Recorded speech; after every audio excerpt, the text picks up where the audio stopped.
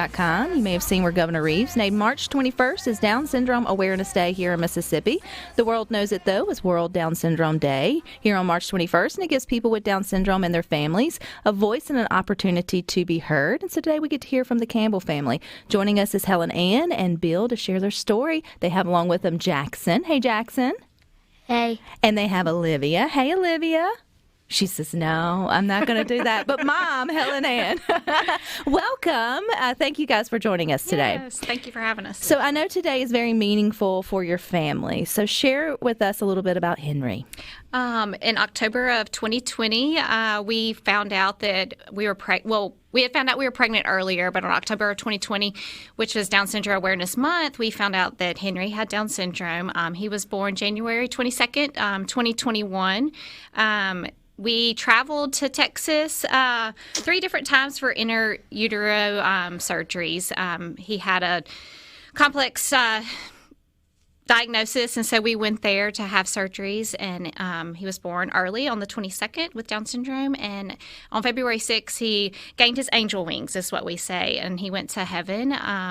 But ever since then, we've just wanted to bring awareness to people with Down syndrome and people with just anything besides Down syndrome. We just want people to know that everyone is the same no matter what they have, and just want to just share that with the community. And I think, too, it's important to share that every story is different with Down syndrome, right? Every family's touched by it differently, but the one thing that ends up being the same is you get a part of a really great community that's here specifically in Mississippi. And so even those angels that are here for just the shortest time, man, they can change your family and your community for the better. So, as the Campbell family, I mean, how would you say, even knowing of the diagnosis and still, having Henry be part of your family for a shorter time, how has it all sort of changed your family for the better? I think that it's given us the opportunity to talk to our kids. Jackson is 7 and Olivia is almost 5. It's given us the opportunity to tell them things that we probably wouldn't have ever been able to tell them this young in age. We talk about heaven a lot. We talk about people who have different illnesses or different who have Down syndrome. Jackson is all the time looking at pictures on my Facebook, and he'll be like, does that child have Down syndrome? And I'll say, yes, he's just like your brother Henry. And so it just gives us an opportunity to be able to tell them things that maybe we wouldn't have crossed until maybe adulthood or anything, just because we don't personally know anyone with Down syndrome before we had Henry, and now we just have a community of people that we love and love being a part of. It's also gotten me out of my comfort zone. Like, this is out of my comfort zone for sure. I joined the Central Mississippi Down Syndrome Board soon after Henry passed away. Abby Phillips asked if I wanted to be a member of the board, and so I've been on that. This is going into my 2nd year of that, and so I've gotten to know lots of families who have children with Down syndrome, some who don't have children with Down syndrome, but who just want to be a part of the community like us and to help and to bring awareness. So that's been a good opportunity. Also, I work at Children's of Mississippi, and so ever since Henry was born and ever since he died, I have seen so many more families with children with Down syndrome. And so it's gotten me a chance to be able to be there for them in the same time period like I was when we found out. And so that's been good to be able to be of support to them.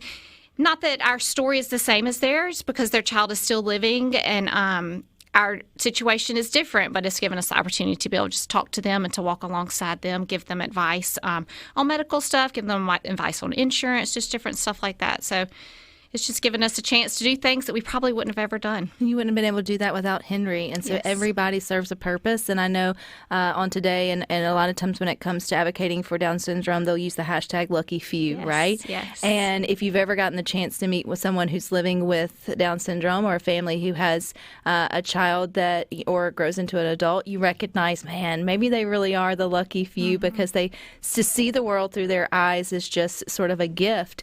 And so being that you and Bill were parents who maybe didn't know much prior to your diagnosis, what were some of the misconceptions that you thought about people living with Down syndrome that now you're like, man, I wish I could squash those for everybody?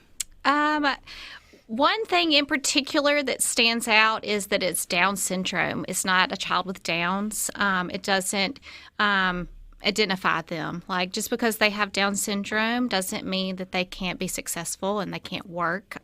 They can't go to school. They can't run races. I know that recently the guy who ran the triathlon came and spoke at the Little Lighthouse banquet. And so, I mean, it just made us realize that even if our child did have a diagnosis, he still could be successful, just like Jackson, who doesn't have Down syndrome, or just like Olivia, who doesn't have Down syndrome. And that just to not qualify the child as Downs or qualify the child as having Down syndrome, just because they had that doesn't necessarily mean they can't be successful in whatever they might want to be successful in. And sometimes they're better at it than we are. Exactly. Sometimes they definitely are better. I haven't ever run a triathlon, so for sure. Well, and we have many here in Mississippi who are now small business owners, or they're, paving the way for whatever it is that they want to do. And like with any illness, there's a spectrum in terms of where someone may fall on it. And, it's the education and the awareness piece. And then I love, too, with all of the work for Department of Rehab and others that are really working to get employers on board for providing opportunities for those to have employment that can or will. And so really, and, and being here with Good Things over the last almost 6 years now, we've had the wonderful opportunity of being able to share so many of those good stories, but it feels like there's more and more and more of those. So it feels like the advocating and the getting out there. Does it feel like that way for your family? And more that there is this light that's coming out with those living with Down syndrome? Yeah, I mean, it's definitely become more well-known than I would say. When I was growing up, I grew up here in Mississippi. I grew up in Jackson, and I pretty much only knew about mustard seed, which is where people with disabilities or Down syndrome can live when they become adults. And they sell their pottery, and they work from there. But that was pretty much the only place here in Mississippi that I kind of knew about. And now there's so many other different opportunities for them that are coming about. And even outside of Mississippi, I was recently reading a post about a mom who had just gone to Disney World with their child from Mississippi, and she saw a person working at Disney World who had Down syndrome. So, I mean, it's just... there is no limit. I mean, they can go to college. There is areas at Mississippi State that children with Down syndrome can come to. I think Mississippi College is possibly working on something similar. I have a coworker who has a son with Down syndrome, and she's working to get something for Mississippi College. And so I think there's a college in Alabama, UAB maybe. I can't remember. But just so many different opportunities for children that I think has come about just in the recent years, and I think has come from parents and families that either have a child with Down syndrome or have some connection with somebody with Down syndrome, and they want to advocate for it. If someone's listening, Helen Ann, and they want more information, or they want to know about some of the resources or all the good organizations that maybe you mentioned, where do you funnel people, or maybe they're on the cusp or just heard their own sort of diagnosis? I feel like if you have, and your family or your doctors hasn't told you about all the great resources we have in Mississippi, you need to know about them, because there's a wonderful community waiting for you.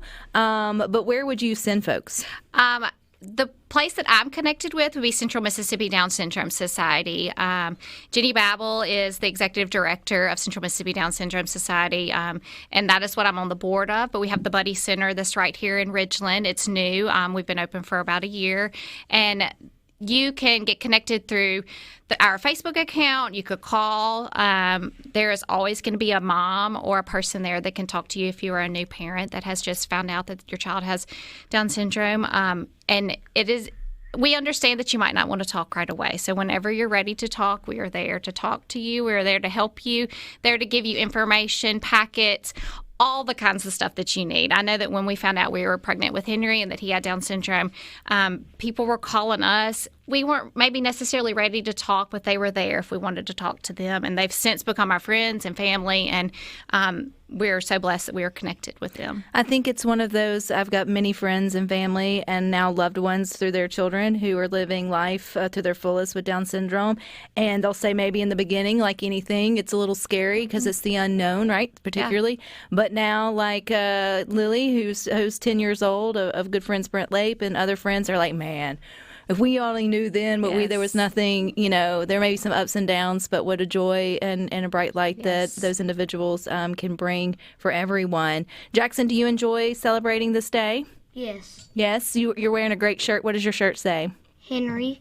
Your shirt says Henry. So the back of the shirt says Henry. The front of the shirt says Hero Warrior. So Henry means hero, and Louis, which is his middle name, means renowned warrior. So we kind of adopted that even before he was born. We adopted our Hero Warrior as just what he would fight for. And so Bill designed these shirts for us, and so we wear them anytime we're advocating for Down syndrome now so that we can remember him. Jackson, you going to keep advocating for Henry?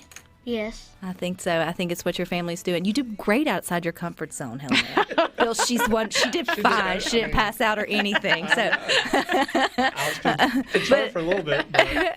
No, but I think this is a great conversation to continue to have. Thank you guys so much for joining us. Thank you, Jackson.